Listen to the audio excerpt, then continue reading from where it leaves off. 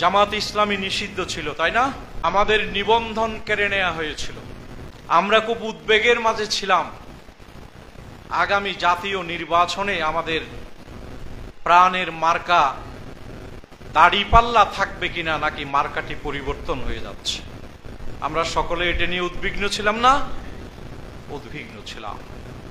আল্লাহ তাআলা অবশেষে আমাদেরকে সেই দাড়িপাল্লাও আমাদের মনের প্রত্যাশা অনুযায়ী ফিরিয়ে দিয়েছেন।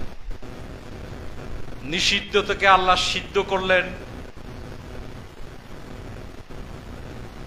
নিবন্ধন বাতিল থেকে নিবন্ধন দিলেন, দাড়িপাল্লা দিলেন। আগামী জাতীয় নির্বাচনে আল্লাহ তাআলা জামাত ইসলামীকে সরকার গঠনের মতো বিজয়ও দিবেন ইনশাআল্লাহ। কারণ আজকের পরিবর্তিত বাংলাদেশ সত্যিকার অর্থে মানুষ একটি অর্থবহ পরিবর্তন চায়। শুধুমাত্র একটি ক্ষমতার পালাবদল এটি বাংলাদেশের মানুষের টার্গেট নয়।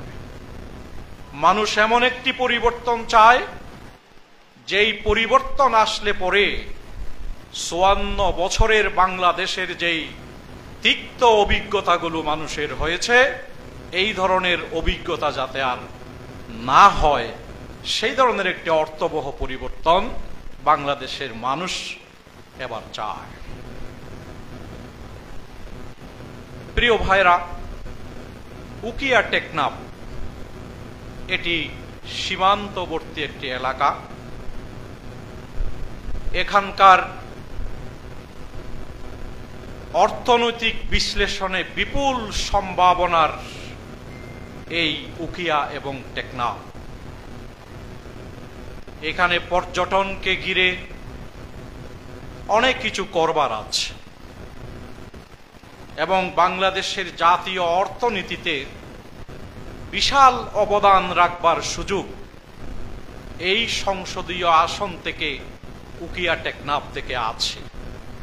সময় থাকলে বিশ্লেষণ করা যেত। আমরা উকিয়া টেকনাফকে নতুন করে সাজাতে চাই। আমি দীর্ঘ সময় ছাত্র জীবন শেষ করেও উকিয়া টেকনাফ সহ কক্সবাজারে কাজ করেছি, দীর্ঘ সময় কাজ করেছি। এই উকিয়া টেকনাফ নিয়ে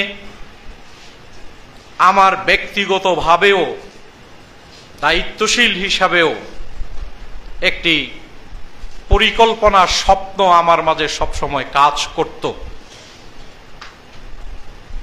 এবং সেই স্বপ্নের একটি অংশ ছিল ইসলামী আন্দোলনের পক্ষ থেকে এই উকিয়া টেকনাফে ব্যাপকভাবে জনপ্রতিনিধি আমরা তৈরি করব এবং এই জনপ্রতিনিধি তৈরি করার মধ্য দিয়ে এই আসনের পার্লামেন্ট নির্বাচনেও আমরা একদিন বিজয়ী হব। এই পরিকল্পনা দীর্ঘ সময় থেকে আমাদের ছিল। অধ্যক্ষ মৌলানা নূর আহমদ আনোয়ারি, তাকে আমরা ইউনিয়ন পরিষদের নির্বাচন করিয়েছি বারবার এবং প্রতিবারই এই ইউনিয়নের মানুষ বিপুল ভোটে আনোয়ারিকে সম্মানিত করেছেন, মানে সেই এলাকার ইসলামী আন্দোলনকে সম্মানিত করেছেন, সততাকে সম্মানিত করেছেন, যোগ্যতাকে সম্মানিত করেছেন, মানবদরদী একটি নেতৃত্বকে সম্মানিত করেছেন। নূর আহমদ আনোয়ারির কোনো অডেল সম্পদ নেই, তার কোনো সুরম্য বাড়ি নেই, তার কোনো গাড়ি নেই। তিনি অত্যন্ত সিম্পল জীবন যাপন করতেন, একটি মাদ্রাসায় দায়িত্ব পালন করতেন, আপনারা সকলেই জানেন। নূর আহমদ আনোয়ারীর জনপ্রতিনিধির যাত্রাটি নতুন ন্যারেটিভ তৈরি করার জন্য আমার স্নেহের ছোট ভাই বললেন, নূর আহমদ আনোয়ারী তার জনপ্রতিনিধির ময়দানে এসছেন চৌধুরী ফ্যামিলিকে পরাজিত করে এবং বিপুল সম্পদের অধিকারী একজন ভূস্বামীকে পরাজিত করে কিন্তু নূর আহমদ আনোয়ারী তার জনপ্রতিনিধির ময়দানে এসেছেন এবং পরপর মানুষ তাকে নির্বাচিত করেছে। তিনি মানুষের খেদমত দেওয়ার চেষ্টা করেছেন। আমরা মাঝখানে টেকনাফ উপজেলা নির্বাচনেও তাকে নিয়ে একবার নির্বাচন করেছি। আপনারা হয়তো কেউ জানেন, কেউ জানেন না বা ভুলে গেছেন। এবং এই উপজেলা নির্বাচনেও তিনি অনেক কঠিন অবস্থার মাঝেও, কালো টাকার সয়লাভের মাঝেও সম্মানজনক ভোট পেয়েছিলেন। এই তথ্য আপনাদের হয়তো অনেকের জানা নেই অথবা ভুলে গিয়েছেন। আমরা আল্লাহ তাআলার উপর ভরসা করে বলতে পারি যে জনস্রোতের সামনে পারিবারিক কোনো স্রোত টিকতে পারবে না ইনশাআল্লাহ।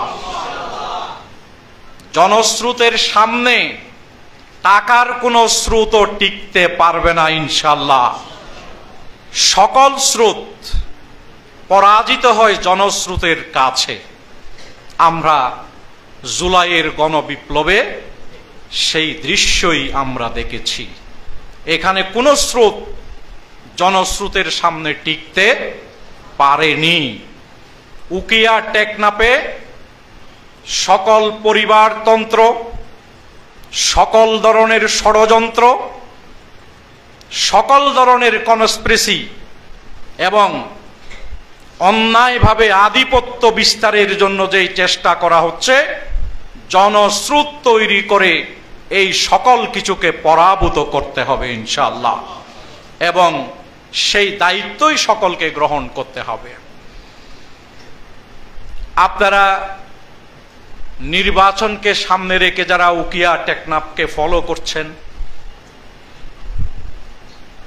জানার চেষ্টা করছেন, বোঝার চেষ্টা করছেন, নিশ্চয় আপনাদের অবজারভেশনেও এই কথা, এই বিষয় আছে যে অনেক মানুষ উকিয়া টেকনাফের নেতৃত্বের কাছে অতীত যা পেয়েছে এখান থেকে বেরিয়ে আসার ব্যাপারে আগে মুখ খুলেনি, এখন মুখ খুলেছে এবং যে অংশ এখনো মুখ খোলার সাহস করছে না, আপনাদের আমাদের সাহসী ভূমিকা, বলিষ্ঠ ভূমিকা এবং ময়দানে দাঁড়িপাল্লার পক্ষে গণজোয়ার সৃষ্টি করতে পারলে সকলেই যারা এখনো মুখ খুলছে না তারাও প্রকাশ্যে ময়দানে এসে বলবে যে দাঁড়িপাল্লার পক্ষে যেই জনস্রোত তৈরি হয়েছে এখন আর বুবার মতো থাকার সময় নেই, আমাদেরকে অবস্থান গ্রহণ করতে হবে। এই ধরনের অবস্থানে কি আপনারা ময়দানকে নিয়ে যেতে পারবেন না? ইনশাআল্লাহ এই ধরনের অবস্থানে আপনাদের ময়দানকে নিয়ে যেতে হবে। উকিয়াতে জামাত ইসলামের ইসলামী ছাত্র শিবিরের মজবুত সুসংহত সংগঠন আছে, শ্রমিক কল্যাণের সংগঠনও সংগঠিত হয়েছে, মহিলা বিভাগের কাজের প্রচুর বিস্তৃতি ঘটেছে।